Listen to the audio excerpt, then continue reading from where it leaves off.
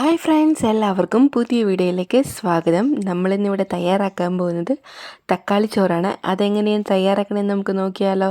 ഒരു പാൻ വെച്ച് കൊടുത്ത് അതിലേക്ക് നമുക്ക് ആവശ്യത്തിന് നെയ്യ് ഒഴിച്ചു കൊടുത്ത് കശുവണ്ടിയും മുന്തിരിയും നന്നായിട്ട് ഫ്രൈ ചെയ്തെടുക്കാം. കശുവണ്ടിയും മുന്തിരി നന്നായിട്ട് ഫ്രൈ ആയി വന്നിട്ടുണ്ട്. അത് നമുക്കൊരു പാത്രത്തിലേക്ക് മാറ്റാം. അതിലേക്ക് നമുക്ക് സവാള ഇട്ട് കൊടുത്ത് നന്നായിട്ട് വഴറ്റിയെടുക്കാം. സവാള നന്നായിട്ട് വഴന്നു വന്നതിന് ശേഷം നമുക്കിതിലേക്ക് ഒരു പച്ചമുളക് അരിഞ്ഞതിട്ട് കൊടുത്ത് നന്നായിട്ട് ഫ്രൈ ചെയ്തെടുക്കാം. ആവശ്യത്തിന് ഉപ്പ് ഇട്ട് കൊടുക്കാം. നന്നായിട്ട് ഫ്രൈ ആയി വന്നതിന് ശേഷം അതിലേക്ക് എരിവിനാവശ്യമായ മുളക് പൊടിയും അല്പം മഞ്ഞൾപ്പൊടിയും ഇട്ട് കൊടുത്ത് നന്നായിട്ട് മൂപ്പിച്ചെടുക്കാം.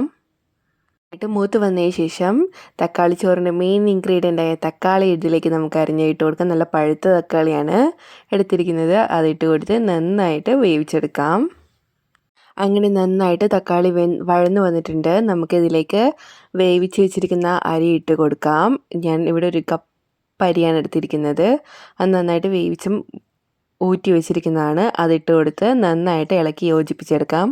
അങ്ങനെ നമ്മുടെ തക്കാളി ചോറ് ഇവിടെ തയ്യാറായി. അപ്പോൾ എല്ലാവരും ട്രൈ ചെയ്ത് നോക്കണം, എല്ലാവർക്കും ഇഷ്ടപ്പെടും.